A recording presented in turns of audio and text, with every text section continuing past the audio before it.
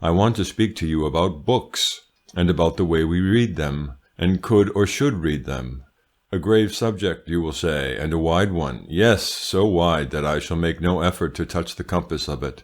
I will try only to bring before you a few simple thoughts about reading, which press themselves upon me every day more deeply as I watch the course of the public mind with respect to our daily enlarging means of education, and the answeringly wider spreading on the levels of the irrigation of literature. It happens that I have practically some connection with schools for different classes of youth, and I receive many letters from parents respecting the education of their children. In the mass of these letters I am always struck by the precedence which the idea of a position in life takes above all other thoughts in the parents', more especially in the mothers' minds. The education befitting such and such a station in life. This is the phrase, this the object always. They never seek, as far as I can make out, an education good in itself. The conception of abstract rightness in training rarely seems reached by the writers. But an education which shall keep a good coat on my son's back, an education which shall enable him to ring with confidence the visitor's bell at double-belled doors, education which shall result ultimately in establishment of a double-belled door to his own house,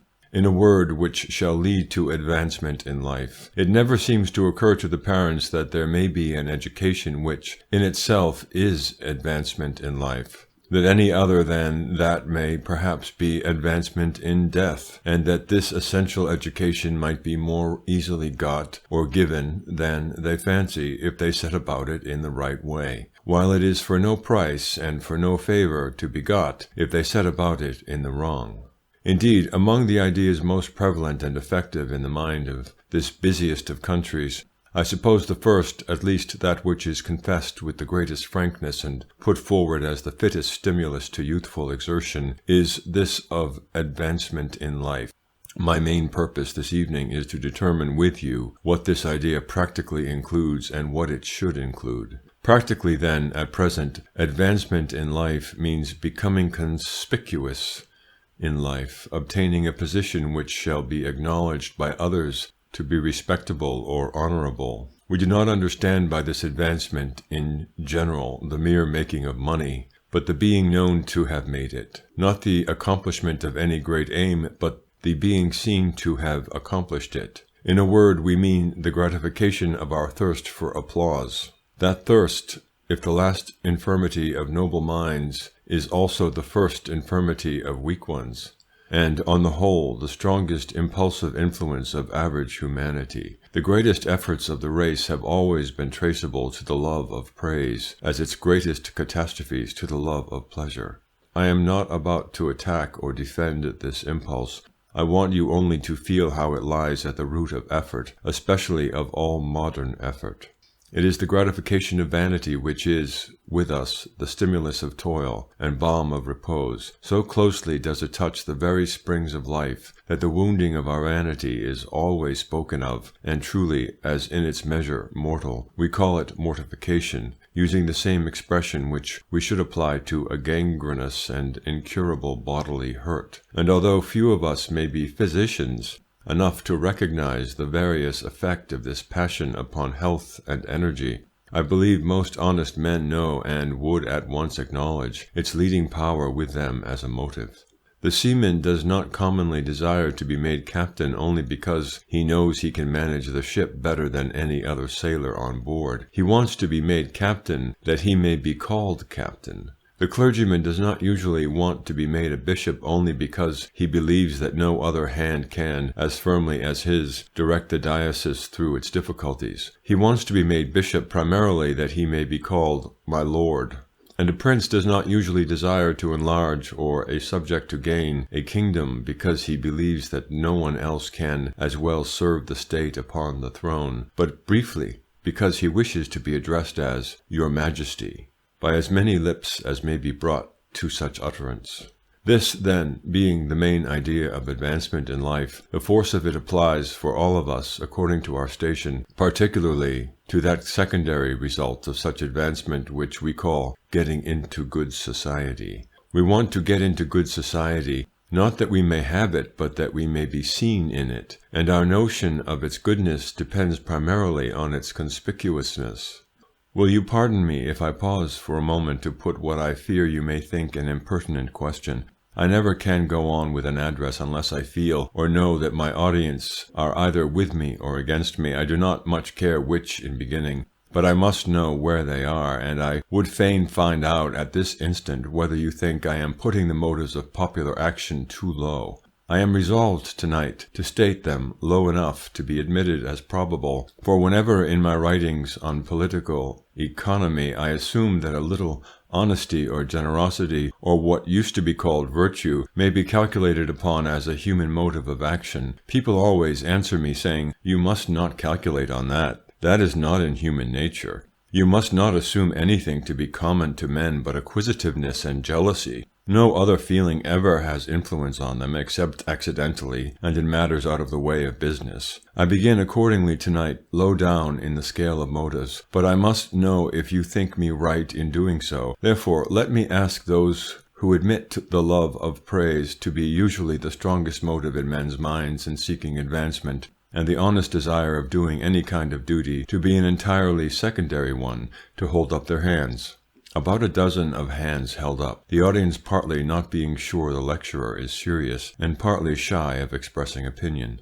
"I am quite serious. I really do want to know what you think. However, I can judge by putting the reverse question. Will those who think that duty is generally the first, and love of praise the second motive, hold up their hands?" One hand reported to have been held up behind the lecturer. "Very good. I see you are with me, and that you think I have not begun too near the ground. Now, without teasing you by putting farther question, I venture to assume that you will admit duty as at least a secondary or tertiary motive. You think that the desire of doing something useful or obtaining some real good is indeed an existent collateral idea, though a secondary one in most men's desire of advancement. You will grant that moderately honest men desire place and office, at least in some measure, for the sake of their beneficent power, and would wish to associate rather with sensible and well-informed persons than with fools and ignorant persons, whether they are seen in the company of the sensible ones or not. And finally, without being troubled by repetition of any common truisms about the preciousness of friends and the influence of companions, you will admit, doubtless, that according to the sincerity of our desire, that our friends may be true and our companions wise, and in proportion to the earnestness and discretion with which we choose both, will be the general chances of our happiness and usefulness. But granting that we had both the will and the sense to choose our friends well, how few of us have the power, or at least how limited, for most, is the sphere of choice.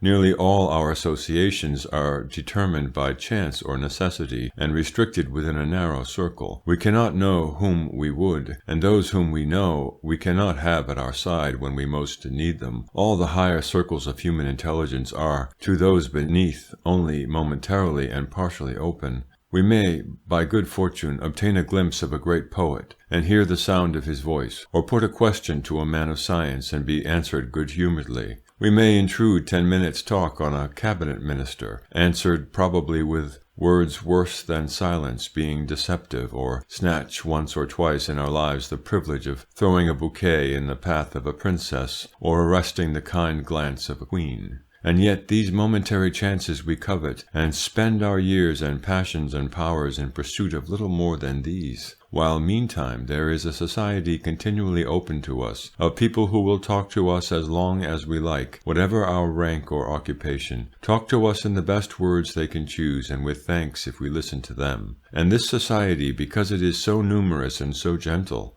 and can be kept waiting round us all day long, not to grant audience but to gain it, kings and statesmen lingering patiently in those plainly furnished and narrow ante-rooms, our bookcase shelves. We make no account of that company, perhaps never listen to a word they would say, all day long. You may tell me, perhaps, or think within yourselves, that the apathy with which we regard this company of the noble, who are praying us to listen to them, and the passion with which we pursue the company, probably of the ignoble, who despise us or who have nothing to teach us, are grounded in this, that we can see the faces of the living men, and it is themselves and not their sayings, with which we desire to become familiar. But it is not so. Suppose you never were to see their faces. Suppose you could be put behind a screen in the statesman's cabinet or the prince's chamber. Would you not be glad to listen to their words, though you were forbidden to advance beyond the screen? And when the screen is only a little less, folded in two instead of four, and you can be hidden behind the cover of the two boards that bind a book, and listen all day long, not to the casual talk, but to the studied, determined, chosen addresses of the wisest of men, this station of audience and honourable privy council you despise. But perhaps you will say that it is because the living people talk of things that are passing and are of immediate interest to you, that you desire to hear them. Nay, that cannot be so, for the living people will themselves tell you about passing matters, much better in their writings than in their careless talk. But I admit that this motive does influence you, so far as you prefer those rapid and ephemeral writings to slow and enduring writings, books properly so called, for all books are divisible into two classes, the books of the hour and the books of all time. Mark this distinction. It is not one of quality only. It is not merely the bad book that does not last, and the good one that does. It is a distinction of species. There are good books for the hour, and good ones for all time, bad books for the hour, and bad ones for all time. I must define the two kinds before I go farther. The good book of the hour, then, I do not speak of the bad ones, is simply the useful or pleasant talk of some person whom you cannot otherwise converse with, printed for you. Very useful often, telling you what you need to know, very pleasant often, as a sensible friend's present talk would be, telling in the form of novel, firm fact-telling by the real agents concerned in the events of passing history.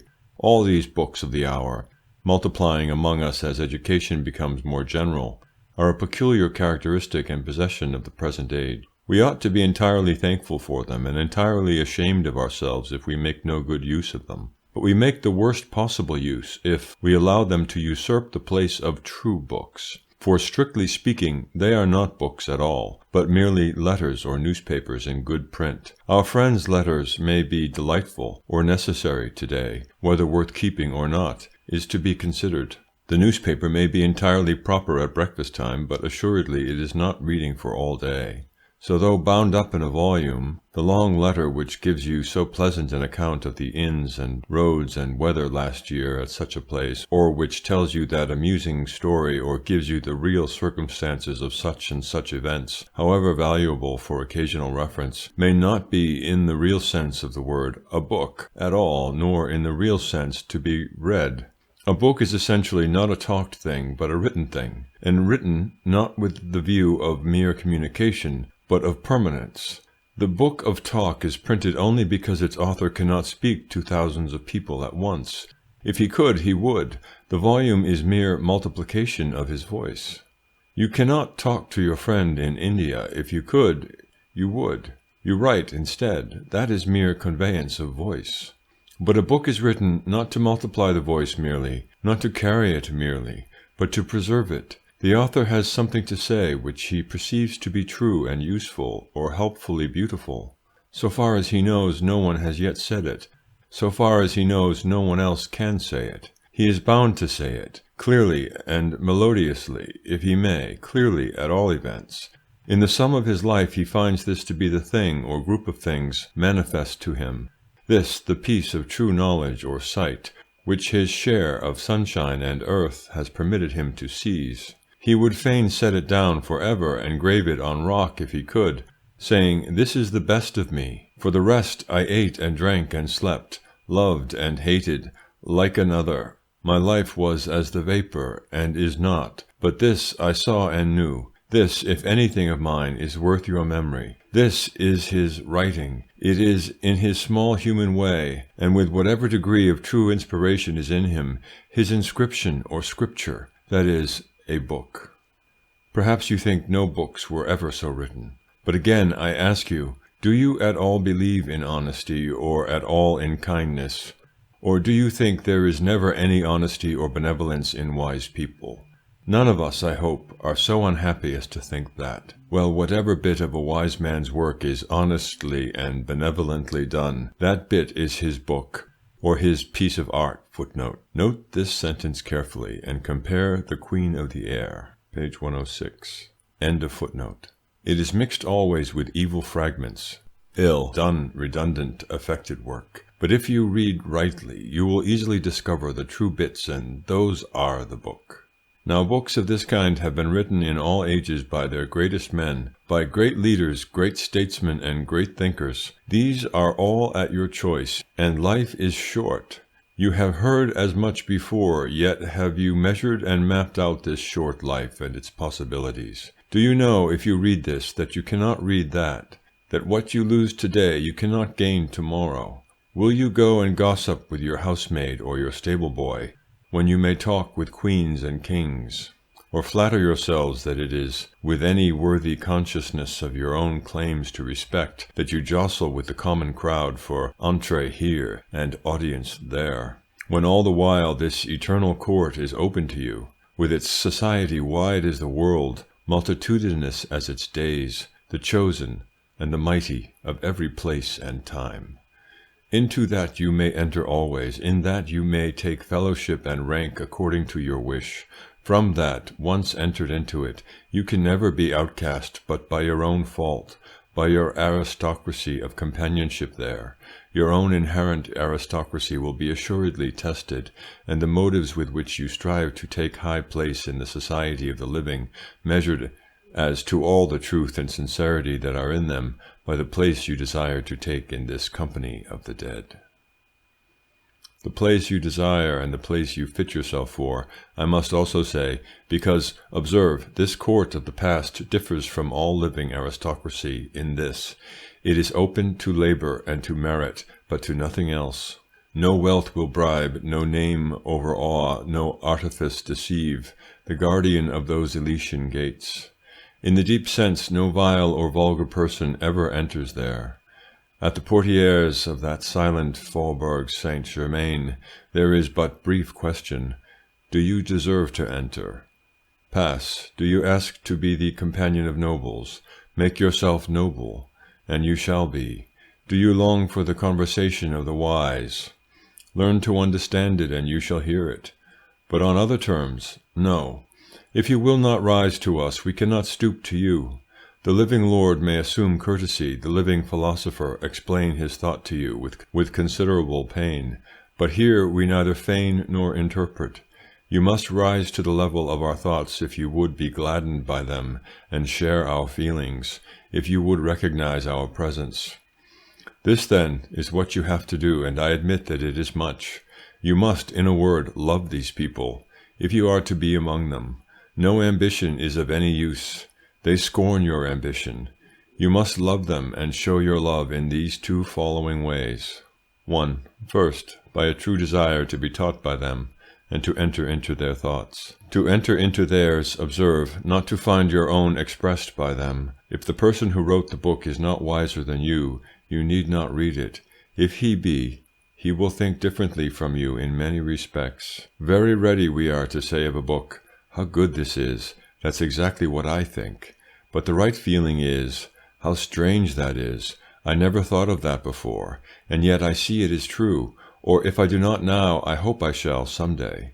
But whether thus submissively or not, at least be sure that you go to the author to get at his meaning, not to find yours. Judge it afterwards if you think yourself qualified to do so. But ascertain it first. And be sure also, if the author is worth anything, that you will not get at his meaning all at once.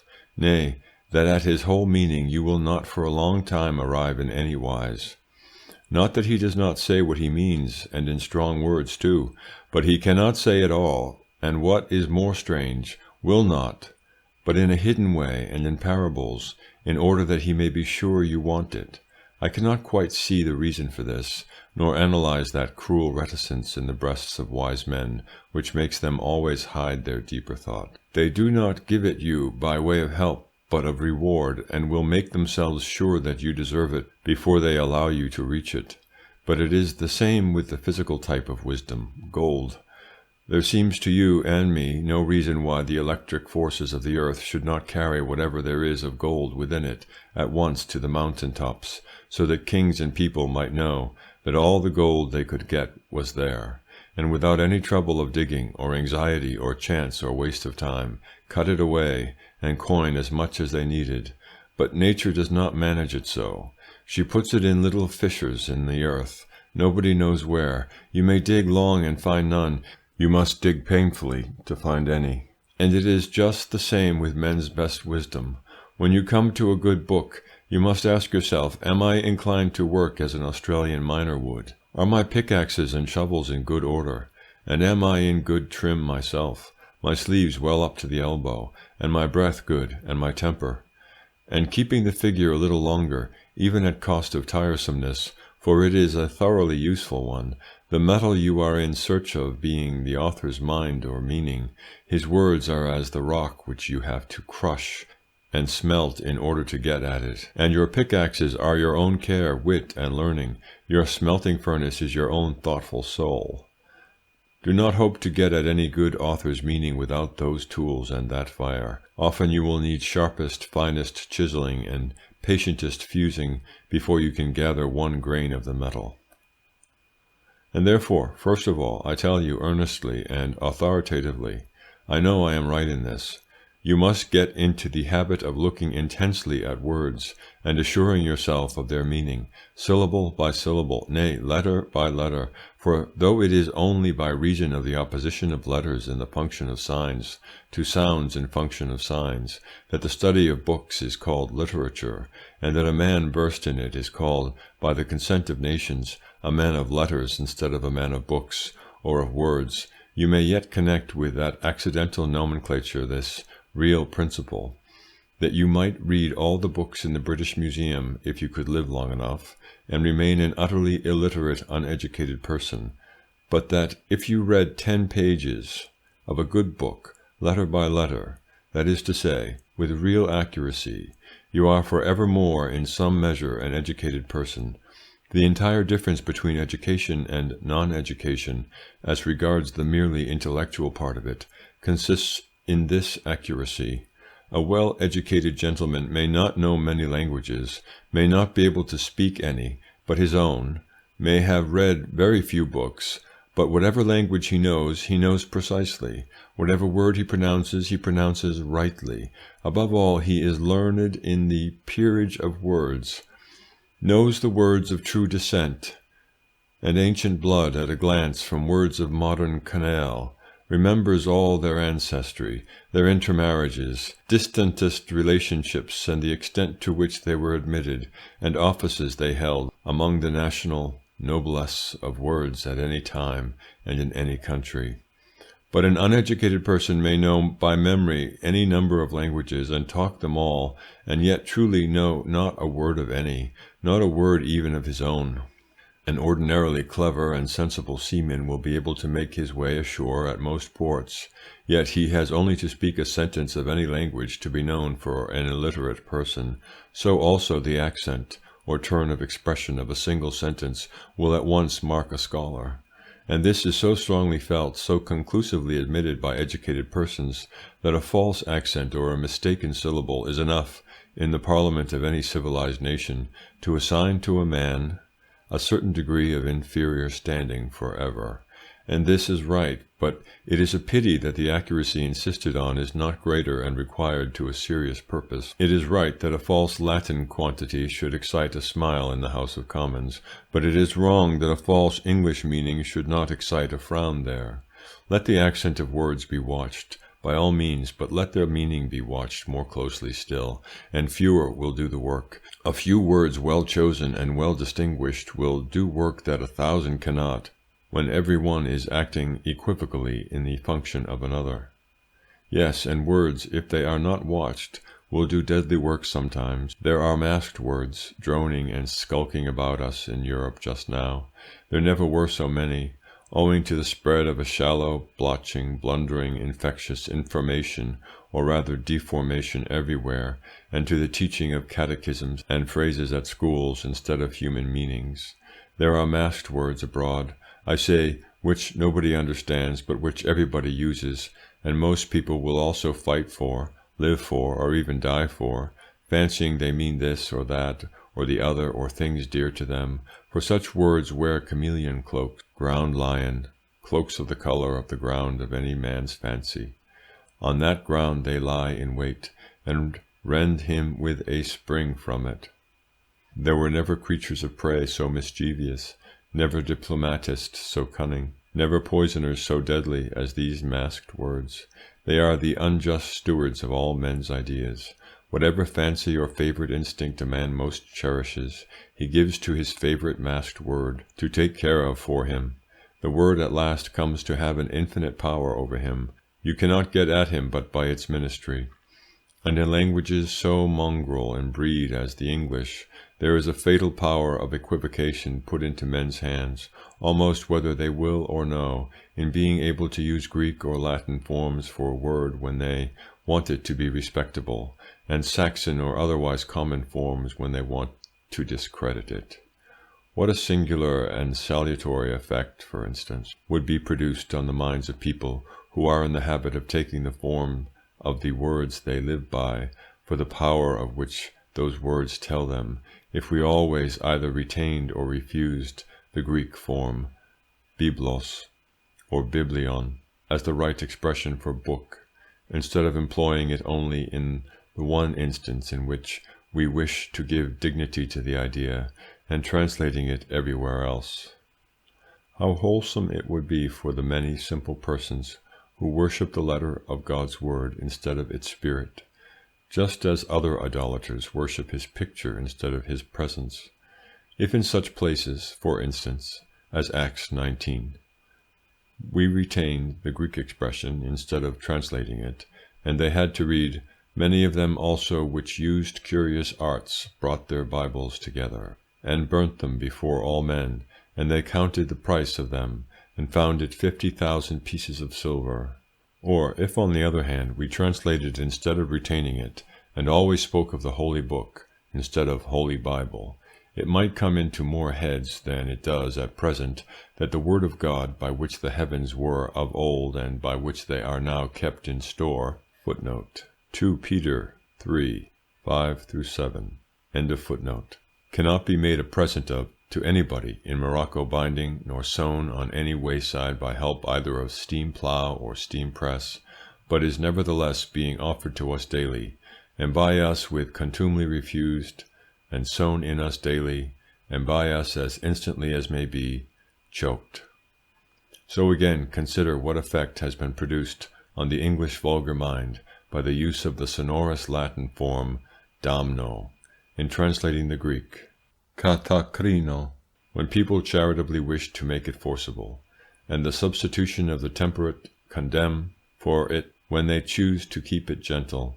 And what notable sermons have been preached by illiterate clergymen on "He that believeth not shall be damned," though they would shrink with horror from translating Hebrews 11:7, "the saving of his house by which he damned the world," or John 8:12, "Woman, hath no man damned thee? She saith, No man, Lord. Jesus answered her, Neither do I damn thee, go and sin no more." And divisions in the mind of Europe which have cost seas of blood, and in the defence of which the noblest souls of men have been cast away in frantic desolation, countless as forest leaves, though in the heart of them, founded on deeper causes, have nevertheless been rendered practicably possible, mainly by the European adoption of the Greek word for a public meeting, to give peculiar respectability to such meetings when held for religious purposes, and other collateral equivocations, such as the vulgar English one of using the word priest as a contraction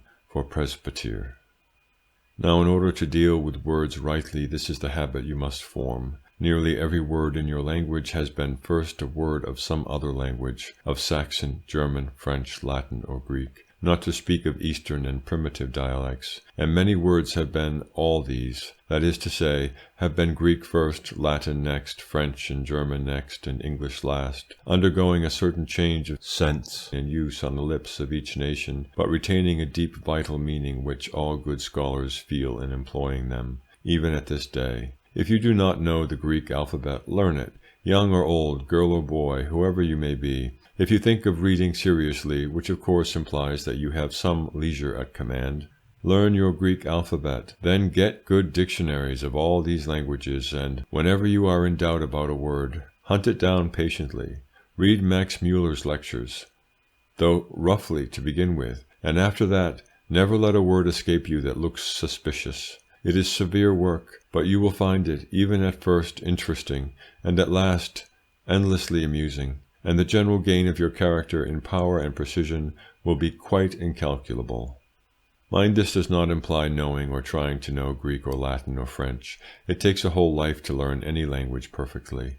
But you can easily ascertain the meanings through which the English word has passed, and those which, in a good writer's work, it must still bear. And now, merely for example's sake, I will, with your permission, read a few lines of a true book with you carefully, and see what will come out of them. I will take a book perfectly known to you all. No English words are more familiar to us, yet nothing perhaps has been less read with sincerity.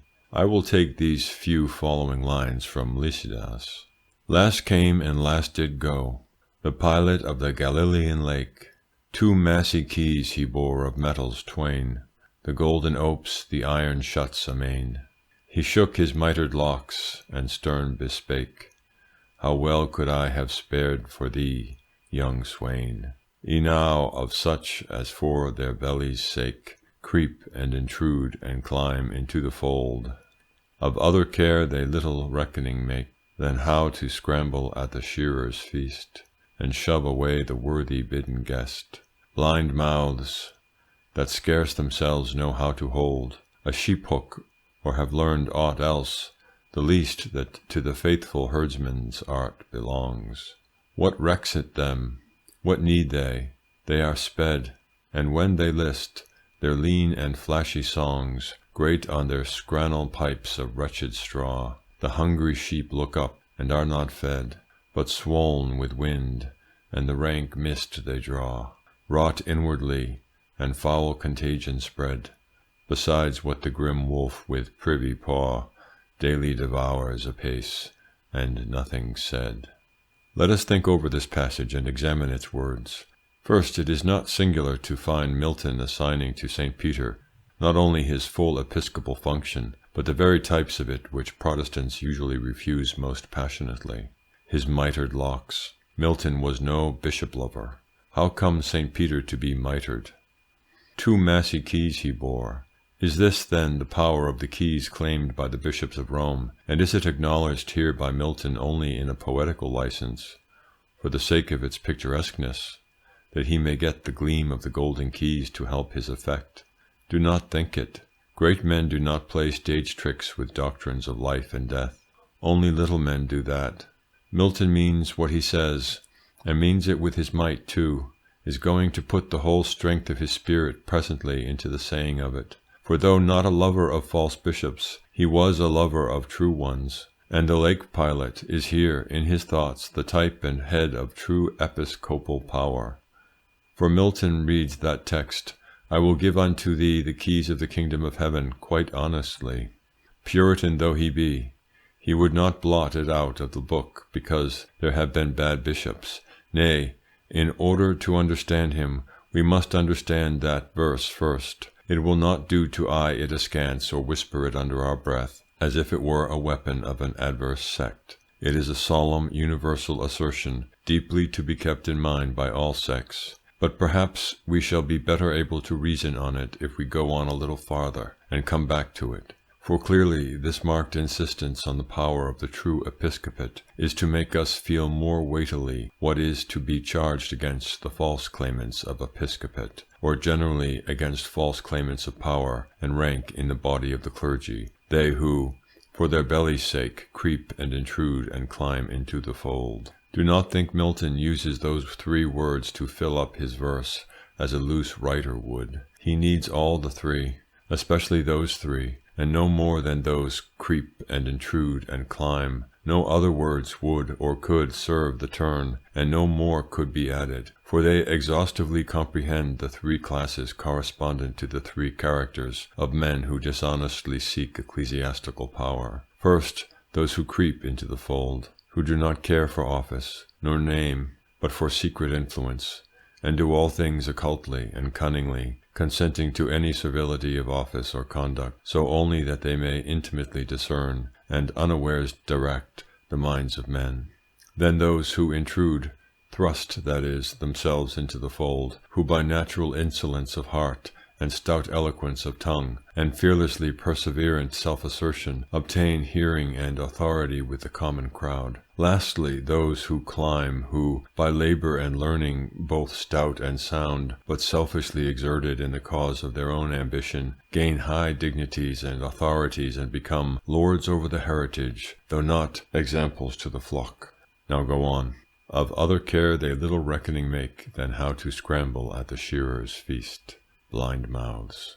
I pause again, for this is a strange expression, a broken metaphor, one might think, careless and unscholarly. Not so. Its very audacity and pithiness are intended to make us look close at the phrase and remember it. Those two monosyllables express the precisely accurate contraries of right character in the two great offices of the Church, those of bishop and pastor.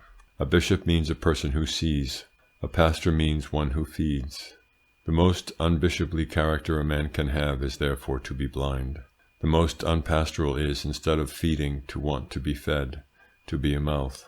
Take the two reverses together and you have blind mouths. We may advisably follow out this idea a little. Nearly all the evils in the Church have arisen from bishops desiring power more than light. They want authority, not outlook, whereas their real office is not to rule, though it may be vigorously to exhort and rebuke. It is the king's office to rule. The bishop's office is to oversee the flock, to number it sheep by sheep, to be ready always to give full account of it. Now it is clear he cannot give account of the souls, if he has not so much as numbered the bodies of his flock. The first thing, therefore, that a bishop has to do is, at least, to put himself in a position in which, at any moment, he can obtain the history from childhood of every living soul in his diocese, and of its present state. Down in that back street, Bill and Nancy, knocking each other's teeth out. Does the bishop know all about it? Has he his eye upon them? Has he had his eye upon them? Can he circumstantially explain to us how Bill got into the habit of beating Nancy about the head? If he cannot, he is no bishop, though he had a mitre as high as Salisbury steeple. He is no bishop. He has sought to be at the helm instead of the masthead. He has no sight of things. Nay, you say it is not his duty to look after Bill in the back street. What? The fat sheep that have full fleeces, you think it is only those he should look after, while, go back to your Milton, the hungry sheep look up and are not fed. Besides, what the grim wolf with privy paw, bishops knowing nothing about it, daily devours apace, and nothing said. But that's not our idea of a bishop. Footnote. Compare the 13th letter in Time and Tide. End of footnote. Perhaps not, but it was St. Paul's, and it was Milton's. They may be right, or we may be, but we must not think we are reading either one or the other by putting our meaning into their words. I go on, but swollen with wind and the rank mist they draw. This is to meet the vulgar answer that if the poor are not looked after in their bodies, they are in their souls, they have spiritual food. And Milton says, they have no such thing as spiritual food. They are only swollen with wind. At first you may think that is a coarse type and an obscure one, but again it is a quite literally accurate one. Take up your Latin and Greek dictionaries and find out the meaning of spirit. It is only a contraction of the Latin word breath, and an indistinct translation of the Greek word for wind. The same word is used in writing. The wind bloweth where it listeth. And in writing, so is every one that is born of the Spirit, born of the breath. That is, for it means the breath of God in soul and body. We have the true sense of it in our words inspiration and expire. Now there are two kinds of breath with which the flock may be filled, God's breath and man's. The breath of God is health and life and peace to them, as the air of heaven is to the flocks on the hills. But man's breath, the word which he calls spiritual, is disease and contagion to them, as the fog of the fen. They rot inwardly with it. They are puffed up by it, as a dead body by the vapours of its own decomposition. This is literally true of all false religious teaching. The first and last and fatalest sign of it is that puffing up. Your converted children, who teach their parents, your converted convicts, who teach honest men, your converted dunces, who, having lived in cretinous stupefaction half their lives, suddenly awaking to the fact of there being a God, fancy themselves therefore his peculiar people and messengers.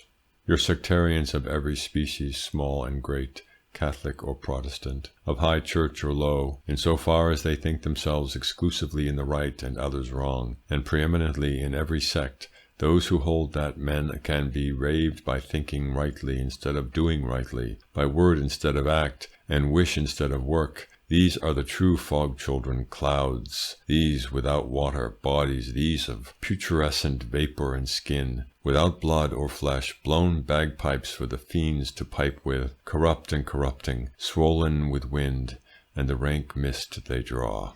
Lastly, let us return to the lines respecting the power of the keys, for now we can understand them. Note the difference between Milton and Dante in their interpretation of this power. For once, the latter is weaker in thought. He supposeth both the keys to be of the gate of heaven, one is of gold, the other of silver. They are given by St. Peter to the sentinel angel, and it is not easy to determine the meaning either of the substances of the 3 steps of the gate, or of the 2 keys. But Milton makes one of gold, the key of heaven, the other of iron, the key of the prison, in which the wicked teachers are to be bound who have taken away the key of knowledge, yet entered not in themselves. We have seen that the duties of bishop and pastor are to see and feed, and of all who do so, it is said, he that watereth shall be watered also himself. But the reverse is truth also. He that watereth not shall be withered himself, and he that seeth not shall himself be shut out of sight,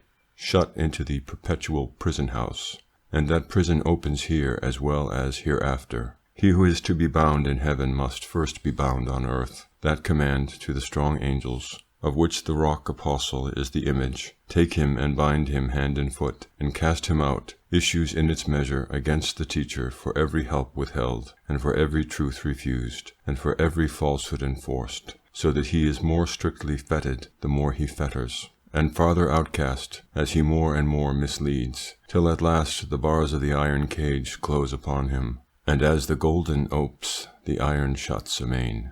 We have got something out of the lines, I think, and much more is yet to be found in them, but we have done enough by way of example of the kind of word-by-word examination of your author which is rightly called reading, watching every accent and expression and putting ourselves always in the author's place, annihilating our own personality and seeking to enter into his, so as to be able assuredly to say, thus Milton thought, not thus I thought, in misreading Milton.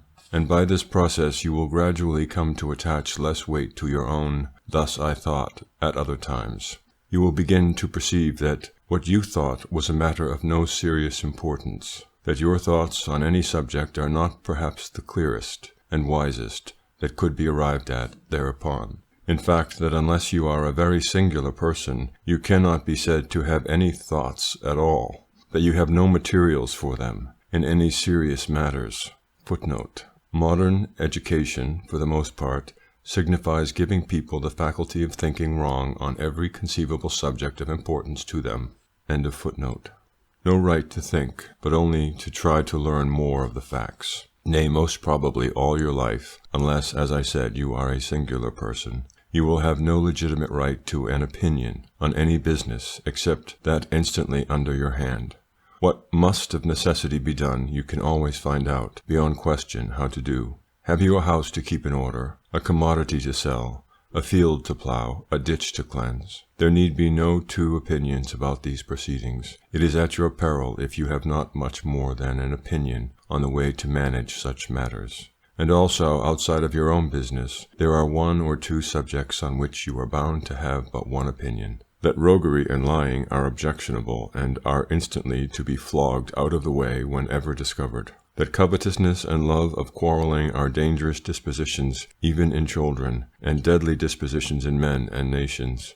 That in the end the God of heaven and earth loves active, modest, and kind people, and hates idle, proud, greedy, and cruel ones. On these general facts you are bound to have but one, and that a very strong opinion. For the rest, respecting religions, governments, sciences, arts, you will find that, on the whole, you can know nothing. Judge nothing.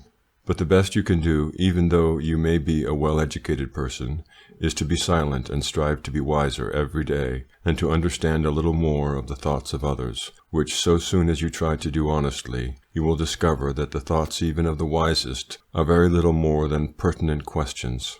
To put the difficulty into a clear shape and exhibit to you the grounds for indecision, that is all they can generally do for you, and well for them and for us, if indeed they are able to mix the music with our thoughts and sadden us with heavenly doubts.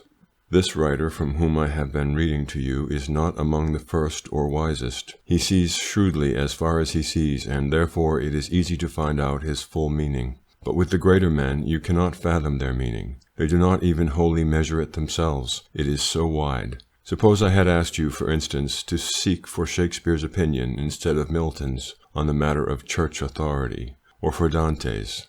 Have any of you at this instant the least idea what either thought about it? Have you ever balanced the scene with the bishops in Richard III against the character of Cranmer, the description of St. Francis and St. Dominic against that of him who made Virgil wonder to gaze upon him, quote, disteso tanto vilmente nell'eterno esilio, end quote, or of him whom Dante stood beside, quote, como frate che confessa lo perfido assassin, unquote. Footnote, Inferno, chapter 19, page 71, chapter 23, page 117, end of footnote. Shakespeare and Allegory knew men better than most of us, I presume. They were both in the midst of the main struggle between the temporal and spiritual powers. They had an opinion, we may guess, but where is it? Bring it into court. Put Shakespeare's or Dante's creed into articles, and send that up into the ecclesiastical courts. You will not be able, I tell you again, for many and many a day, to come at the real purposes and teaching of these great men. But a very little honest study of them will enable you to perceive that what you took for your own judgment was mere chance prejudice, and drifted, helpless, entangled weed of castaway thought. Nay, you will see that most men's minds are indeed little better than rough heath wilderness, neglected and stubborn, partly barren, partly overgrown with pestilent brakes and venomous wind-sown herbage of evil surmise, that the first thing you have to do for them and yourself is eagerly and scornfully to set fire to this. Burn all the jungle into wholesome ash-heaps, and then plough and sow. All the true literary work before you for life must begin with obedience to that order. Break up your fallow ground, and sow not among thorns. 2. Having then faithfully listened to the great teachers, that you may enter into their thoughts, you have yet this higher advance to make. You have to enter into their hearts. As you go to them first for clear sight, so you must stay with them, that you may share at last their just and mighty passion. Passion or sensation, I am not afraid of the word, still less of the thing. You have heard many outcries against sensation lately, but I can tell you it is not less sensation we want, but more. The ennobling difference between one man and another, between one animal and another, is precisely in this, that one feels more than the other. If we were sponges, perhaps sensation might not be easily got for us. If we were earthworms, liable at every instant to be cut in two by the spade, perhaps too much sensation might not be good for us. But being human creatures, it is good for us. Nay, we are only human in so far as we are sensitive, and our honour is precisely in proportion to our passion. You know I said of that great and pure society of the dead, that it would allow no vain or vulgar person to enter there. What do you think I meant by a vulgar person? What do you yourselves mean by vulgarity? You will find it a fruitful subject of thought, but briefly, the essence of all vulgarity lies in want of sensation. Simple and innocent vulgarity is merely an untrained and undeveloped bluntness of body and mind, but in true inbred vulgarity there is a deathful callousness, which in extremity becomes capable of every sort of bestial habit and crime, without fear, without pleasure, without horror, and without pity. It is in the blunt hand and dead heart, in the diseased habit, in the hardened conscience, that men become vulgar. They are forever vulgar, precisely in proportion as they are incapable of sympathy, of quick understanding, of all that in deep insistence on the common, but most accurate term may be called the tact, or touch faculty of body and soul. that tact which the mimosa has in trees, which the pure woman has above all creatures, fineness and fullness of sensation, beyond reason, the guide and sanctifier of reason itself. Reason can but determine what is true. It is the God-given passion of humanity which alone can recognize what God has made good.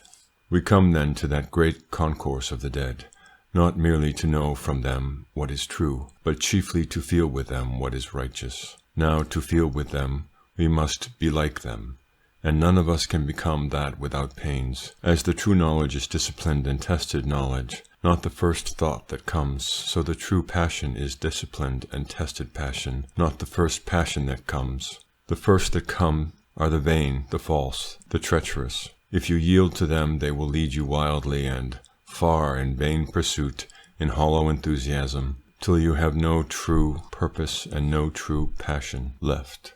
Not that any feeling possible to humanity is in itself wrong, but only wrong when undisciplined. Its nobility is in its force and justice. It is wrong when it is weak and felt for paltry cause. There is a mean wonder as of a child who sees a juggler tossing golden balls, and this is base, if you will. But do you think that the wonder is ignoble, or the sensation less with which every human soul is called to watch the golden balls of heaven tossed through the night by the hand that made them?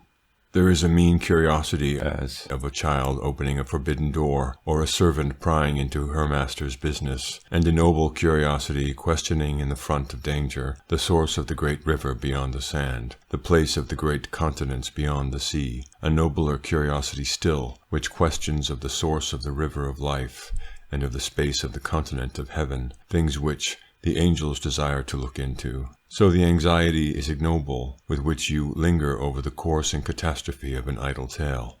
But do you think the anxiety is less or greater with which you watch, or ought to watch, the dealings of fate and destiny with the life of an agonized nation? Alas, it is the narrowness, selfishness, minuteness of your sensation that you have to deplore in England at this day. Sensation which spends itself in bouquets and speeches, in revellings and junketings, in sham fights and gay puppet shows, while you can look on and see noble nations murdered, man by man, woman by woman, child by child, without an effort or a tear. I said minuteness and selfishness of sensation, but in a word I ought to have said injustice or unrighteousness of sensation. For as in nothing is a gentleman better to be discerned from a vulgar person, so in nothing is a gentle nation, such nations have been, better to be discerned from a mob than in this, that their feelings are constant and just, results of due contemplation and of equal thought. You can talk a mob into anything. Its feelings may be, usually are, on the whole, generous and right, but it has no foundation for them, no hold of them. You may tease or tickle it into any, at your pleasure. It thinks by infection, for the most part, catching a passion like a cold, and there is nothing so little that it will not roar itself wild about when the fit is on, nothing so great but it will forget in an hour when the fit is past. But a gentleman's or a gentle nation's passions are just, measured, and continuous. A great nation, for instance, does not spend its entire national wits for a couple of months in weighing evidence of a single ruffian's having done a single murder, and for a couple of years see its own children murder each other by their thousands or tens of thousands a day, considering only what the effect is likely to be on the price of cotton, and caring nowise to determine which side of battle is in the wrong. Neither does a great nation send its poor little boys to jail for stealing 6 walnuts, and allow its bankrupts to steal their hundreds of thousands with a bow, and its bankers, rich with poor men's savings, to close their doors under circumstances over which they have no control, with a "by your leave," and large landed estates to be bought by men who have made their money by going with armed steamers up and down the China seas, selling opium at the cannon's mouth, and altering, for the benefit of the foreign nation, the common highwayman's demand of "your money or your life," into that of "your money and your life." Neither does a great nation allow the lives of its innocent poor to be parched out of them by fog fever, and rotted out of them by dunghill plague, for the sake of sixpence, a life extra per week to its landlords. Footnote. See the evidence in the medical officer's report to the Privy Council just published.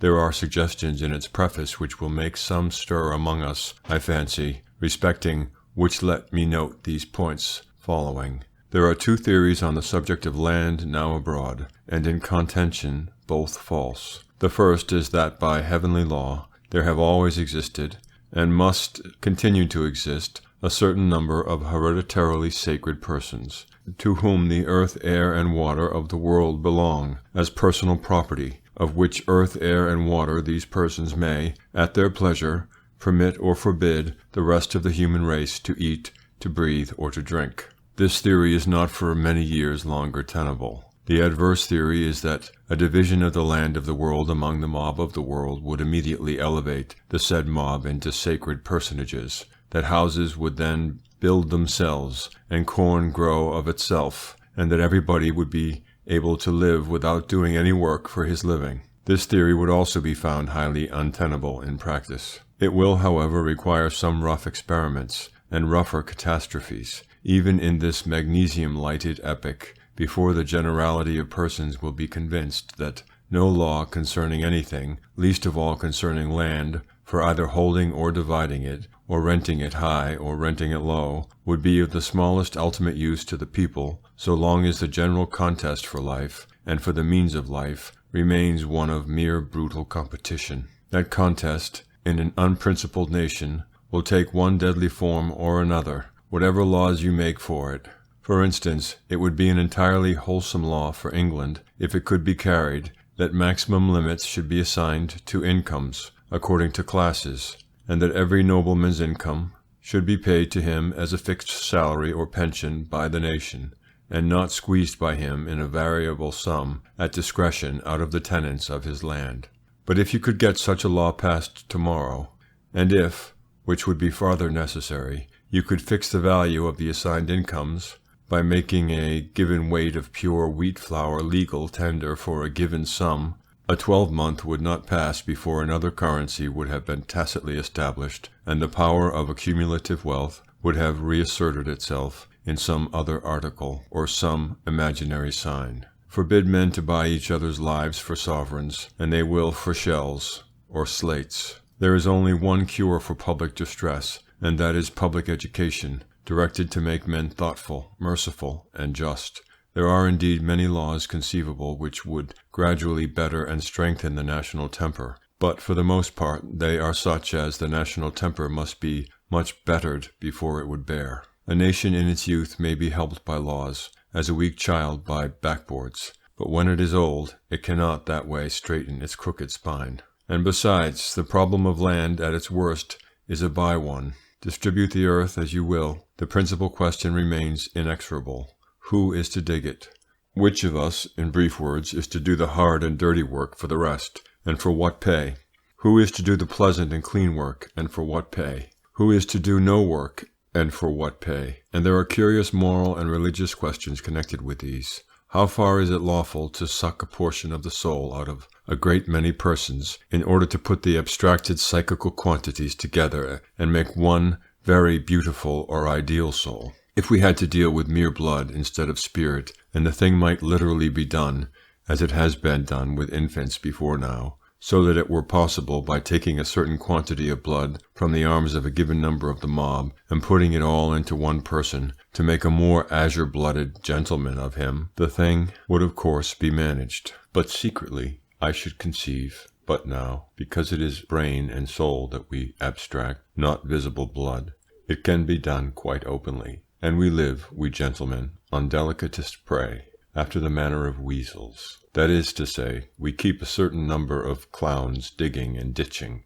and generally stupefied, in order that we, being fed gratis, may have all the thinking and feeling to ourselves. Yet there is a great deal to be said for this. A highly bred and trained English, French, Austrian, or Italian gentleman, much more a lady, is a great production, a better production than most statues, being beautifully colored as well as shaped, and plus all the brains, a glorious thing to look at, a wonderful thing to talk to, and you cannot have it any more than a pyramid or a church, but by sacrifice of much contributed life. And it is, perhaps, better to build a beautiful human creature than a beautiful dome or steeple, and more delightful to look up reverently to a creature far above us than to a wall. Only the beautiful human creature will have some duties to do in return, duties of living belfry and rampart, of which presently. End of footnote. And then debate with drivelling, tears and diabolical sympathies, whether it ought not piously to save and nursingly cherish the lives of its murderers. Also, a great nation having made up its mind that hanging is quite the wholesomest process for its homicides in general, can yet with mercy distinguish between the degrees of guilt in homicides, and does not yelp like a pack of frost-pinched wolf cubs on the blood track of an unhappy crazed boy, or grey-haired clodpat Othello, perplexed the extreme at the very moment that it is sending a minister of the crown to make polite speeches to a man who is bayoneting young girls in their father's sight, and killing noble youths in cool blood, faster than a country butcher kills lambs in spring. And lastly, a great nation does not mock heaven and its powers, by pretending belief in a revelation which asserts the love of money to be the root of all evil, and declaring at the same time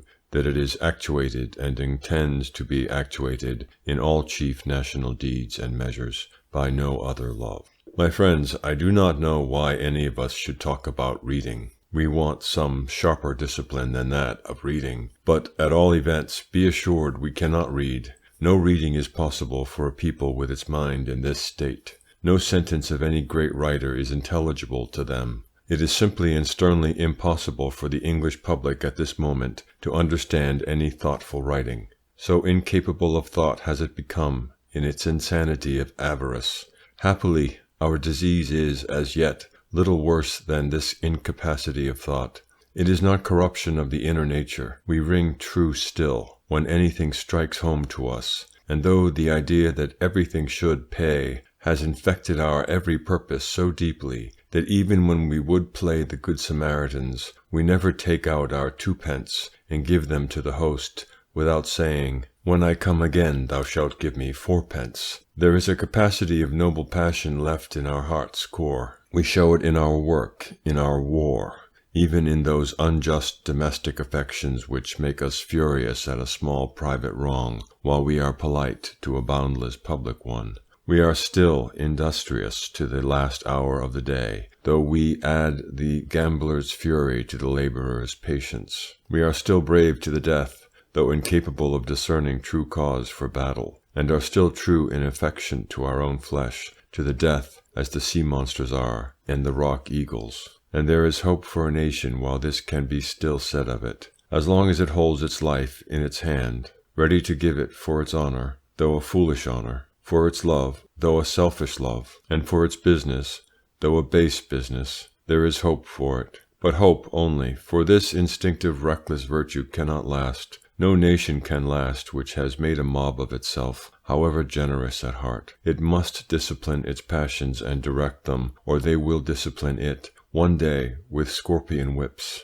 Above all, a nation cannot last as a money-making mob. It cannot with impunity, it cannot with existence, go on despising literature, despising science, despising art, despising nature, despising compassion, and concentrating its soul on pence.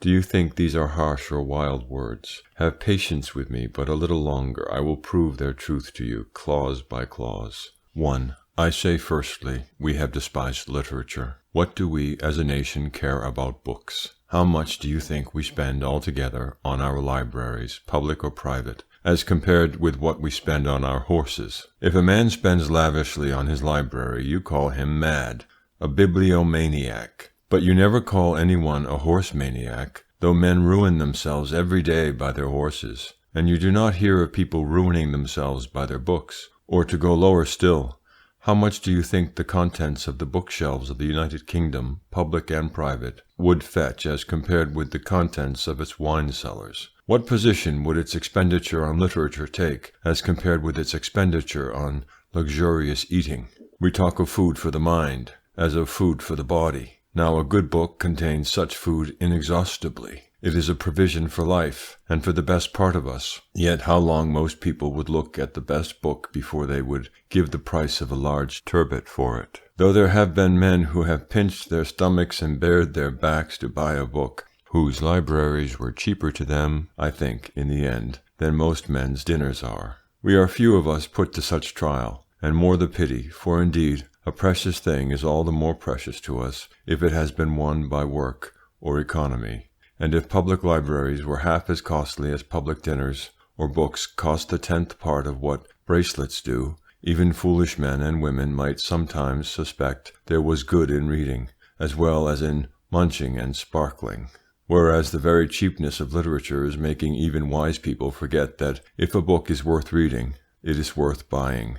No book is worth anything which is not worth much, nor is it serviceable, until it has been read and reread and loved again, and marked so that you can refer to the passages you want in it, as a soldier can seize the weapon he needs in an armory, or a housewife bring the spice she needs from her store. Bread of flour is good, but there is bread, sweet as honey, if we would eat it, in a good book. And the family must be poor indeed, which once in their lives cannot, for such multipliable barley loaves, pay their baker's bill. We call ourselves a rich nation, and we are filthy and foolish enough to thumb each other's books out of circulating libraries. 2. I say we have despised science. What? You exclaim, are we not foremost in our discovery, and is not the whole world giddy by reason or unreason of our inventions? Yes, but do you suppose that is national work? That work is all done in spite of the nation, by private people's zeal and money. We are glad enough indeed to make our profit of science. We snap up anything in the way of a scientific bone that has meat on it, eagerly enough. But if the scientific man comes for a bone or a crust to us, that is another story. What have we publicly done for science? We are obliged to know what o'clock it is, for the safety of our ships, and therefore we pay for an observatory. And we allow ourselves, in the person of our Parliament, to be annually tormented into doing something in a slovenly way for the British Museum, sullenly apprehending that to be a place to keep stuffed birds in to amuse our children. If anybody will pay for their own telescope and resolve another nebula, we cackle over the discernment as if it were our own. If 1 in 10,000 of our hunting squires suddenly perceives that the earth was indeed made to be something else than a portion for foxes, and burrows in it himself, and tells us where the gold is, and where the coals, we understand that there is some use in that, and very properly knight him. But is the accident of his having found out how to employ himself usefully any credit to us? The negation of such discovery among his brother squires may perhaps be some discredit to us, if we would consider of it. But if you doubt these generalities, here is one fact for us all to meditate upon, illustrative of our love of science. 2 years ago there was a collection of the fossils of Solnhofen to be sold in Bavaria, the best in existence, containing many specimens unique for perfectness, and one unique as an example of a species, a whole kingdom of unknown living creatures being announced by that fossil. This collection, of which the mere market worth among private buyers would probably have been some £1,000 or £1,200, was offered to the English nation for 700, but we would not give 700, and the whole series would have been in the Munich Museum at this moment if Professor Owen Footnote. I state this fact without Professor Owen's permission, which of course he could not with propriety have granted had I asked it, but I consider it so important that the public should be aware of the fact that I do what seems to me right, though rude. End of footnote. Had not, with loss of his own time and patient tormenting of the British public in person of its representatives, got leave to give £400 at once, and himself become answerable for the other 3, which the said public will doubtless pay him eventually, but sulkily, and caring nothing about the matter all the while, only always ready to cackle if any credit comes of it. Consider, I beg of you, arithmetically, what this fact means. Your annual expenditure for public purpose, a third of it for military apparatus, is at least 50 millions. Now 700 is to 50 million roughly as 7 pence to £2,000. Suppose then a gentleman of unknown income, but whose wealth was to be conjectured from the fact that he spent £2,000 a year on his park walls and footmen only, professes himself fond of science, and that one of his servants comes eagerly to tell him that an unique collection of fossils, giving clue to a new era of creation, is to be had for the sum of 7d. sterling, and that the gentleman, who is fond of science, and spends £2,000 a year on his park, answers, after keeping his servant waiting several months, "Well, I'll give you 4d. for them, if you will be answerable for the extra 3d. yourself till next year." I say you have despised art. What? You again answer, have we not art exhibitions miles long? And do we not pay thousands of pounds for single pictures? And have we not art schools and institutions more than ever nation had before? Yes, truly, but all that is for the sake of the shop. You would fain sell canvas as well as coals, and crockery as well as iron. You would take every other nation's bread out of its mouth if you could. Footnote. That was our real idea of free trade, all the trade to myself. You find now that by competition other people can manage to sell something as well as you, and now we call for protection again. Wretches. End of footnote. Not being able to do that, your ideal of life is to stand in the thoroughfares of the world like Ludgate apprentices, screaming to every passer-by, "What do you lack?" You know nothing of our own faculties or circumstances. You fancy that among your damp, flat, fat fields of clay, you can have as quick art fancy as the Frenchman among his bronzed vines, or the Italian under his volcanic cliffs, that art may be learned as bookkeeping is, and when learned, will give you more books to keep. You care for pictures absolutely no more than you do for the bills pasted on your dead walls. There is always room on the wall for the bills to be read, never for the pictures to be seen. You do not know what pictures you have by repute in the country, nor whether they are false or true, nor whether they are taken care of or not. In foreign countries you calmly see the noblest existing pictures in the world rotting in abandoned wreck. And in Venice, with the Austrian guns deliberately pointed at the palaces containing them, and if you heard that all the Titians in Europe were made sandbags tomorrow on the Austrian forts, it would not trouble you so much as the chance of a brace or two of game less in your own bags in a day's shooting. That is your national love of art. 4. You have despised nature, that is to say, all the deep and sacred sensations of natural scenery. The French revolutionists made stables of the cathedrals of France. You have made race courses of the cathedrals of the earth. Your one conception of pleasure is to drive in railroad carriages round their aisles and eat off their altars. Footnote. I meant that the beautiful places of the world, Switzerland, Italy, South Germany, and so on, are indeed the truest cathedrals, places to be reverent in and to worship in, and that we only care to drive through them and to eat and drink at their most sacred places. End of footnote. You have put a railroad bridge over the fall of Schaffhausen. You have tunneled the cliffs of Lucerne by Tell's Chapel. You have destroyed the Clarence shore of the Lake of Geneva. There is not a quiet valley in England that you have not filled with bellowing fire. There is no particle left of English land which you have not trampled coal ashes into, nor any foreign city in which the spread of your presence is not marked among its fair old streets and happy gardens by a consuming white leprosy of new hotels and perfumers' shops. The Alps themselves, which your own poets used to love so reverently, you look upon as soaped poles in a beer garden, which you set yourselves to climb and slide down again with shrieks of delight. When you are past shrieking, having no human articulate voice to say you are glad with, you fill the quietude of their valleys with gunpowder blasts, and rush home red with cutaneous eruption of conceit and voluble with convulsive hiccups of self-satisfaction. I think nearly the two sorrowfullest spectacles I have ever seen in humanity, taking the deep inner significance of them, are in the English mobs in the valley of Chamonix, amusing themselves with firing rusty howitzers, and the Swiss vintages of Zurich, expressing their Christian thanks for the gift of the vine by assembling in knots in the towers of the vineyards, and slowly loading and firing horse pistols from morning till evening.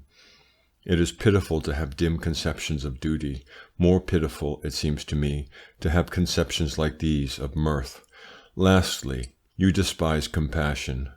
There is no need of words of mine for proof of this. I will merely print one of the newspaper paragraphs which I am in the habit of cutting out and throwing into my store drawer. Here is one from a Daily Telegraph of the early date this year.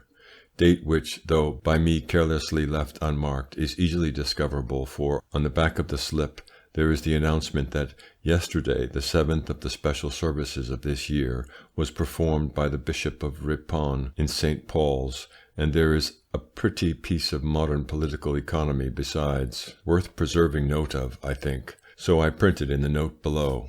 Footnote. It is announced that an arrangement has been concluded between the Ministry of Finance and the Bank of Credit for the payment of the 11 millions which the state has to pay to the National Bank by the 14th inst. This sum will be raised as follows. The 11 commercial members of the Committee of the Bank of Credit will each borrow 1 million of florins for 3 months of this bank, which will accept their bills, which again will be discounted by the National Bank. By this arrangement, the National Bank will itself furnish the funds with which it will be paid. End of footnote. But my business is with the main paragraph, relating one of such facts as happen now daily, which by chance has taken a form in which it came before the coroner. I will print the paragraph in red. Footnote. The following extract was printed in red in the English edition. End of footnote. Be sure the facts themselves are written in that color, in a book which we shall all of us, literate or illiterate, have to read our page of some day. An inquiry was held on Friday by Mr. Richards, Deputy Coroner at the White Horse Tavern, Christ Church, Spitalfields, respecting the death of Michael Collins, aged 58. Mary Collins, a miserable-looking woman, said that she lived with the deceased and his son in a room at 2 Cobb's Court, Christ Church. Deceased was a translator of boots. Witness went out and bought old boots. Deceased and his son made them into good ones, and then witness sold them for what she could get at the shops, which was very little indeed. Deceased and his son used to work night and day to try and get a little bread and tea and pay for the room, 2 shillings a week, so as to keep the home together. On Friday night week, deceased got up from the bench and began to shiver. He threw down the boots, saying, "Somebody else must finish them when I am gone, for I can do no more." There was no fire, and he said, "I would be better if I was warm." Witness therefore took 2 pairs of translated boots. Footnote.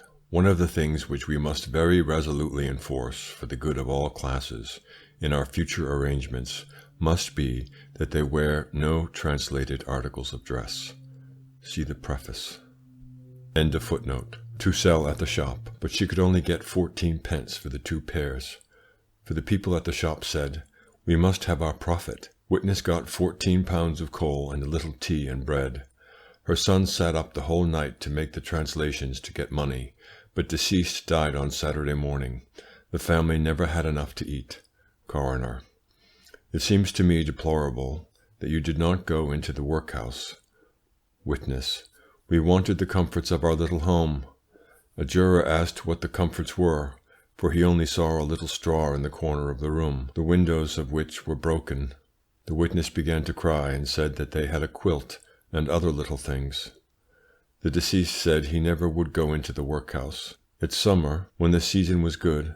They sometimes made as much as 10 shillings profit in the week. They then always saved towards the next week, which was generally a bad one. In winter they made not half so much. For 3 years they had been getting from bad to worse. Cornelius Collins said that he had assisted his father since 1847. They used to work so far into the night that both nearly lost their eyesight. Witness now had a film over his eyes. 5 years ago, deceased applied to the parish for aid. The relieving officer gave him a 4-pound loaf and told him if he came again, he should get the stones. Footnote. This abbreviation of the penalty of useless labor is curiously coincident in verbal form with a certain passage which some of us may remember. It may perhaps be well to preserve beside this paragraph another cutting out of my store or drawer, from the Morning Post of about a parallel date, Friday, March 10th, 1865. Quote, "The salons of Madame C., who did the honours with clever imitative grace and elegance, were crowded with princes, dukes, marquises, and counts, in fact with the same male company as one meets at the parties of the Princess Metternich and Madame de Luis. Some English peers and members of Parliament were present, and appeared to enjoy the animated and dazzlingly improper scene. On the second floor the supper tables were loaded with every delicacy of the season. That your readers may form some idea of the dainty fare of the Parisian demi-monde, I copy the menu of the supper, which was served to all the guests, about 200, seated at 4 o'clock. Choice: Yquem Johannisberg, Lafitte Tokay, and champagne of the finest vintages were served most lavishly throughout the morning. After supper, dancing was resumed with increased animation, and the ball terminated with a chien diabolique and a cancan d'enfer at 7 in the morning. Morning service, ere the fresh lawns appeared under the opening eyelids of the morn. Here is the menu. Consommé de volaille à la bagration, 16 hors d'oeuvre variés, bouchée à la Tariron, saumon foie, sauce ravigote, filet de bœuf en Bellevue, timbale milanaise, chaud-foie de gibier, dinde truffée, pâté de foie gras, bisson d'écrevisse, salade vénitienne, gilet blanche aux fruits, gâteau Mancini, Parisien et parisienne, fromage glacé, ananas, dessert. End of footnote. That disgusted deceased, and he would have nothing to do with them since. They got worse and worse until last Friday, when they had not even a halfpenny to buy a candle. Deceased then lay down on the straw, and said he could not live till morning. A juror: You are dying of starvation yourself, and you ought to go into the house until the summer. Witness: If we went in, we should die. When we come out in the summer, we should be like people dropped from the sky. No one would know us, and we would not have even a room. I could work now if I had food, for my sight would get better. Dr. G.P. Walker said deceased died from syncope, from exhaustion, from want of food. The deceased had had no bedclothes. For 4 months he had had nothing but bread to eat. There was not a particle of fat in the body. There was no disease, but if there had been medical attendance, he might have survived the syncope or fainting. The coroner having remarked upon the painful nature of the case, the jury returned the following verdict: that deceased died from exhaustion, from want of food, and the common necessaries of life, also through want of medical aid. Why would witness not go into the workhouse, you ask? Well, the poor seem to have a prejudice against the workhouse, which the rich have not. For, of course, every one who takes a pension from government goes into the workhouse on a grand scale. Only the workhouses for the rich do not involve the idea of work, and should be called playhouses. But the poor like to die independently, it appears. Perhaps if we made the playhouses for them pretty and pleasant enough, or gave them their pensions at home, and allowed them a little introductory peculation with the public money, their minds might be reconciled to it. Meantime, here are the facts. We make our relief either so insulting to them, or so painful, that they rather die than take it at our hands. Or, for third alternative, we leave them so untaught and foolish that they starve like brute creatures, wild and dumb, not knowing what to do or what to ask. I say you despise compassion. If you did not, such a newspaper paragraph would be as impossible in a Christian country as a deliberate assassination permitted in its public streets. Footnote: I am heartily glad to see such a paper as the Pall Mall Gazette, established for the power of the press in the hands of highly educated men, in independent position, and of honest purpose, may indeed become all that it has been hitherto vainly vaunted to be. Its editor will therefore, I doubt not, pardon me, in that, by very reason of my respect for the journal, I do not let pass unnoticed an article in its third number, page 5, which was wrong in every word of it, with the intense wrongness which only an honest man can achieve who has taken a false turn of thought in the outset and is following it regardless of consequences. It contained, at the end, this notable passage: "The bread of affliction and the water of affliction, aye, and the bedsteads and blankets of affliction, are the very utmost that the law ought to give to outcasts merely as outcasts." I merely put beside this expression of the gentlemanly mind of England in 1865 a part of the message which Isaiah was ordered to lift up his voice like a trumpet in declaring to the gentlemen of his day, "Ye fast for strife and to smite with the fist of wickedness. Is not this the fast that I have chosen, to deal thy bread to the hungry, and that thou bring the poor that are cast out, margin afflicted, to thy house?" The falsehood on which the writer had mentally founded himself, as previously stated by him, was this: to confound the functions of the dispensers of the poor rates with those of the dispensers of a charitable institution is a great and pernicious error. This sentence is so accurately and exquisitely wrong that its substance must be thus reversed in our minds before we can deal with any existing problem of national distress.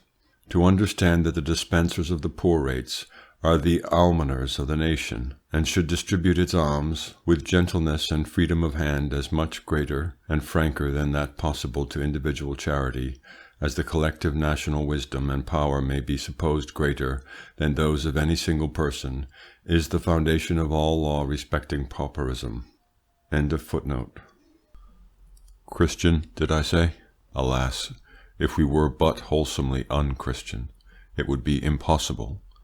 It is our imaginary Christianity that helps us to commit these crimes, for we revel and luxuriate in our faith for the lewd sensation of it, dressing it up, like everything else, in fiction. The dramatic Christianity of the organ and aisle, of drawn service and twilight revival, the Christianity which we do not fear to mix the mockery of, pictorially, with our play about the devil, in our sentinellas, Roberts, Fausts, chanting hymns through traceried windows for background effect, and artistically modulating the Dio through variation on variation of mimicked prayer, while we distribute tracts next day for the benefit of uncultivated swearers upon what we suppose to be the signification of the third commandment. This gas-lighted and gas-inspired Christianity we are triumphant in, and draw back the hem of our robes from the touch of the heretics who dispute it. But to do a piece of common Christian righteousness in a plain English word or deed, to make Christian law any rule of life, and found one national act or hope thereon, we know too well what our faith comes to for that. You might sooner get lightning out of incense smoke than true action or passion out of your modern English religion. You had better get rid of the smoke, and the organ pipes both. Leave them, and the Gothic windows, and the painted glass, to the property man.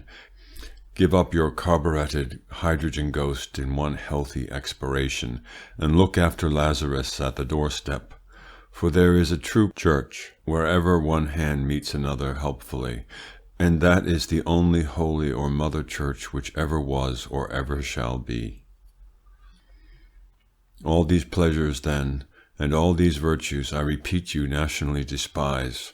You have indeed men among you who do not, by whose work, by whose strength, by whose life, by whose death, you live, and never thank them. Your wealth, your amusement, your pride would all be alike impossible, but for those whom you scorn or forget. The policeman who is walking up and down the black lane all night to watch the guilt you have created there, and may have his brains beaten out and be maimed for life at any moment and never be thanked. The sailor wrestling with the sea's rage, the quiet student poring over his book or his vial, the common worker without praise and nearly without bread, fulfilling his task as your horses drag your carts, hopeless and spurned of all, These are the men by whom England lives.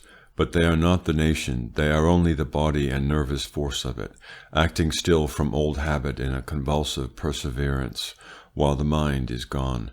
Our national mind and purpose are to be amused, our national religion the performance of church ceremonies, and preaching of soporific truths or untruths, to keep the mob quietly at work while we amuse ourselves, and the necessity for this amusement is fastening on us as a feverish disease of parched throat and wandering eyes, senseless, dissolute, merciless. When men are rightly occupied, their amusement grows out of their work, as the color petals out of a fruitful flower. When they are faithfully helpful and compassionate, all their emotions become steady, deep, perpetual, and vivifying to the soul as the natural pulse to the body. But now, having no true business, we pour our whole masculine energy into the false business of money-making. And having no true emotion, we must have false emotions dressed up for us to play with, not innocently as children with dolls, but guiltily and darkly as the idolatrous Jews with their pictures on cavern walls, which men had to dig to detect. The justice we do not execute we mimic in the novel and on the stage. For the beauty we destroy in nature we substitute the metamorphosis of the pantomime, and the human nature of us imperatively requiring awe and sorrow of some kind. For the noble grief we should have borne with our fellows, and the pure tears we should have wept with them, we gloat over the pathos of the police court, and gather the night dew of the grave. It is difficult to estimate the true significance of these things. The facts are frightful enough. The measure of national fault involved in them is perhaps not as great as it would at first seem. We permit or cause thousands of deaths daily, but we mean no harm. We set fire to houses and ravage peasants' fields, yet we should be sorry to find we had injured anybody. We are still kind at heart, still capable of virtue, but only as children are. Chalmers, at the end of his long life, having had much power with the public, being plagued in some serious matter by a reference to public opinion, uttered the impatient exclamation, "The public is just a great baby." And the reason that I have allowed all these graver subjects of thought to mix themselves up with an inquiry into methods of reading is that the more I see of our national faults or miseries, the more they resolve themselves into conditions of childish illiterateness and want of education in the most ordinary habits of thought. It is, I repeat, not vice, not selfishness, not dullness of brain, which we have to lament, but an unreachable schoolboy's recklessness, only differing from the true schoolboy's in its incapacity of being helped, because it acknowledges no master. There is a curious type of us given in one of the lovely, neglected works of the last of our great painters. It is a drawing of Kirkby Lonsdale Churchyard, and of its brook and valley and hills, and folded morning sky beyond, and unmindful alike of these and of the dead who have left these for other valleys and for other skies. A group of schoolboys have piled their little books upon a grave, to strike them off with stones. So do we play with the words of the dead, that would teach us, and strike them far from us with our bitter, reckless will, little thinking that those leaves which the wind scattered had been piled not only upon a gravestone, but upon the seal of an enchanted vault, nay, the gate of a great city of sleeping kings, who would awake for us, and walk with us, if we knew but how to call them by their names. How often, even if we lift the marble entrance gate, do we but wander among those old kings in their repose, and finger the robes they lie in, and stir the crowns on their foreheads. And still they are silent to us, and seem but a dusty imagery, because we know not the incantation of the heart that would wake them, which, if they once heard, they would start up to meet us in their power of long ago, narrowly to look upon us and consider us, and as the fallen kings of Hades meet the newly fallen, saying, "Art thou also become weak as we? Art thou also become one of us?"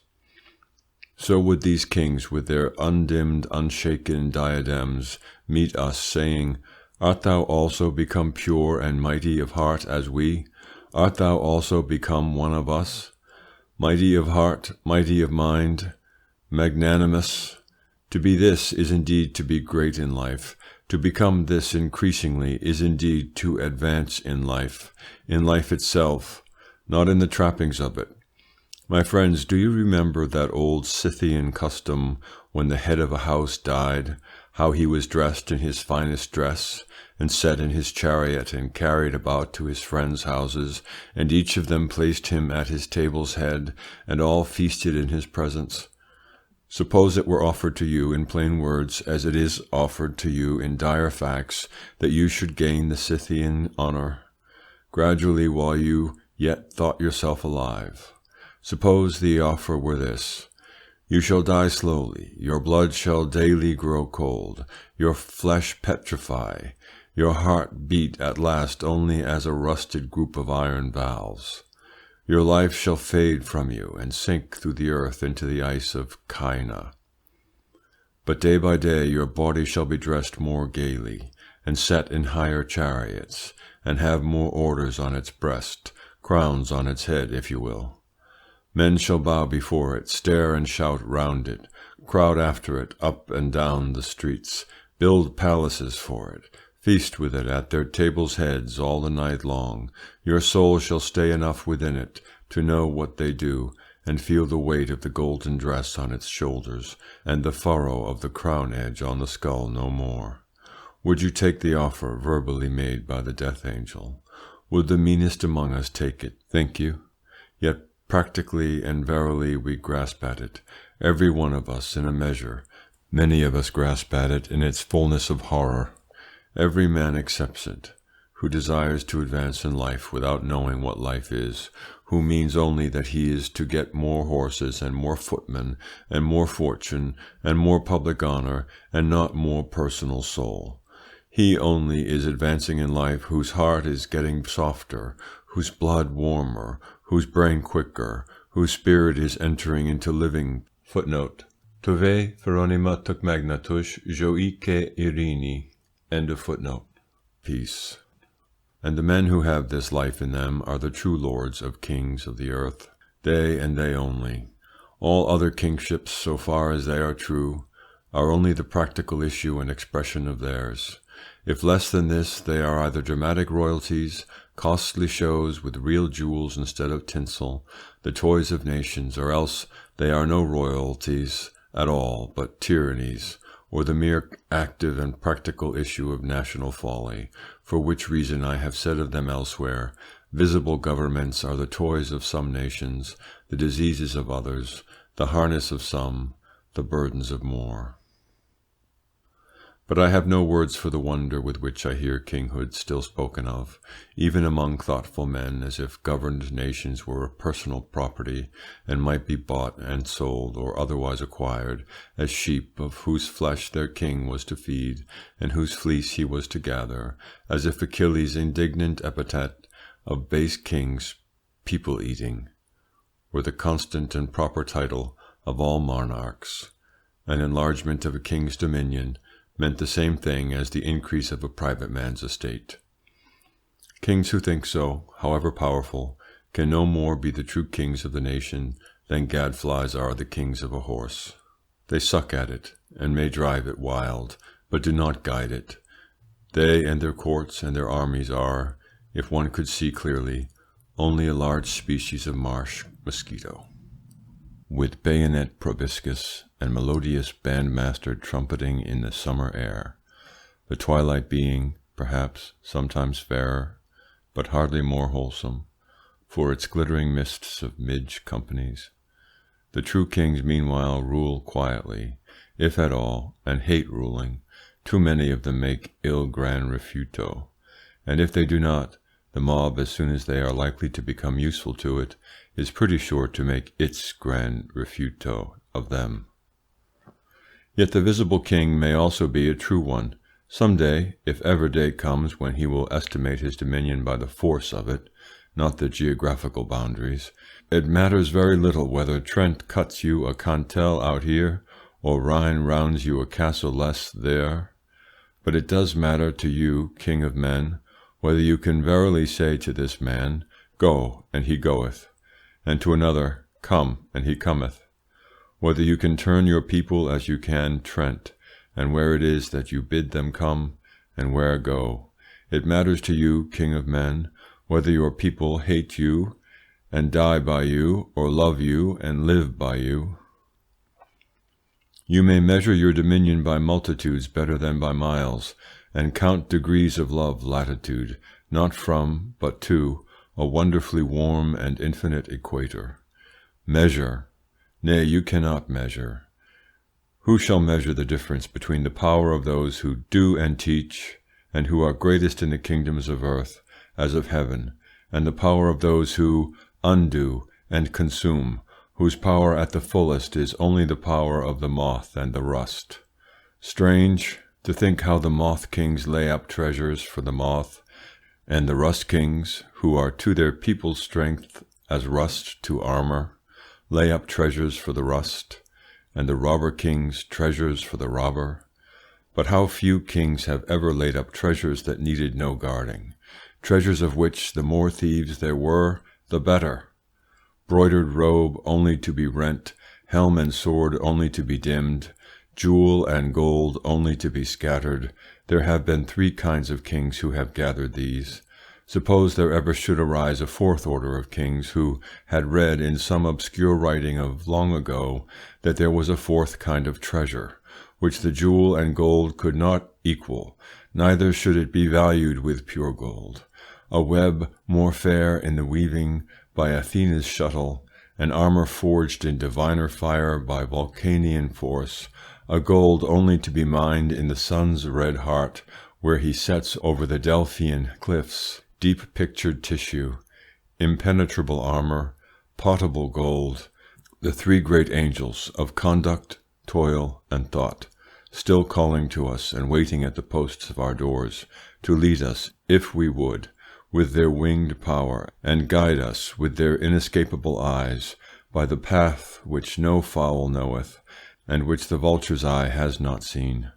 Suppose kings should ever arise, who heard and believed this word, and at last gathered and brought forth treasures of wisdom for their people. Think what an amazing business that would be.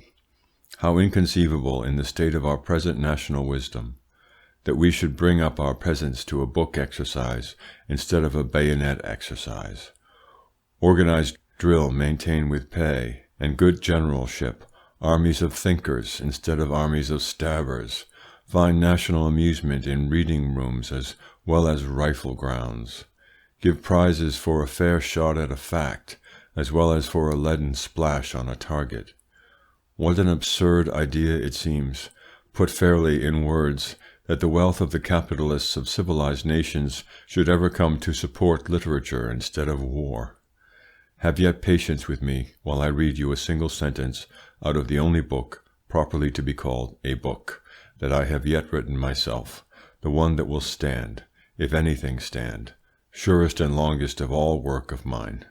Quote, "It is one very awful form of the operation of wealth in Europe that it is entirely capitalist wealth, which supports unjust wars. Just wars do not need so much money to support them, for most of the men who wage such wage them gratis. But for an unjust war, men's bodies and souls have both to be bought, and the best tools of war for them besides, which makes such war costly to the maximum, not to speak of the cost of base fear and angry suspicion between nations which have not grace nor honesty enough, in all their multitudes, to buy an hour's peace of mind with, as at present France and England, purchasing of each other 10 millions sterling worth of consternation annually, a remarkably light crop, half thorns and half aspen leaves, sown, reaped, and granaried by the science of the modern political economist, teaching covetousness instead of truth, and all unjust war being supportable, if not by pillage of the enemy, only by loans from capitalists.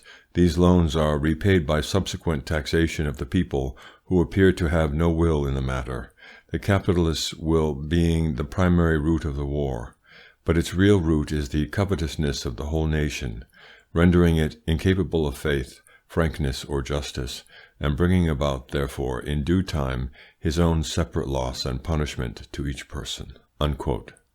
France and England literally observe by panic of each other. They pay each of them for 10,000 pounds worth of terror a year. Now suppose instead of buying these 10 millions worth of panic annually, they made up their minds to be at peace with each other, and buy 10 millions worth of knowledge annually, and that each nation spent its 10,000 pounds a year in founding royal libraries, royal art galleries, royal museums, royal gardens, and places of rest. Might it not be better somewhat for both French and English? It will be long yet before that comes to pass. Nevertheless, I hope it will not be long before royal or national libraries will be founded in every considerable city, with royal series of books in them, the same series in every one of them, chosen books, the best in every kind, prepared for that national series in the most perfect way possible, their texts printed all on leaves of equal size, broad of margin, and divided into pleasant volumes, light in the hand, beautiful and strong and thorough as examples of binders' work, and that these great libraries will be accessible to all clean and orderly persons at all times of the day and evening, strict law being enforced for this cleanliness and quietness. I could shape for you other plans, for art galleries and for natural history galleries, and for many precious, many, it seems to me, needful things, but this book plan is the easiest and needfulest, and would prove a considerable tonic to what we call our British Constitution, which has fallen dropsical of late, and has an evil thirst and evil hunger, and wants healthier feeding. You have got its corn laws repealed for it. Try if you cannot get corn laws established for it, dealing in a better bread, bread made of that old enchanted Arabian grain, the sesame, which opens doors, doors not of robbers, but of kings' treasuries. Friends, the treasury of true kings are the streets of their cities, and the gold they gather, which for others is as the mire of the streets, changes itself for them and their people into a crystalline pavement for evermore. End of Kings Treasuries by John Ruskin.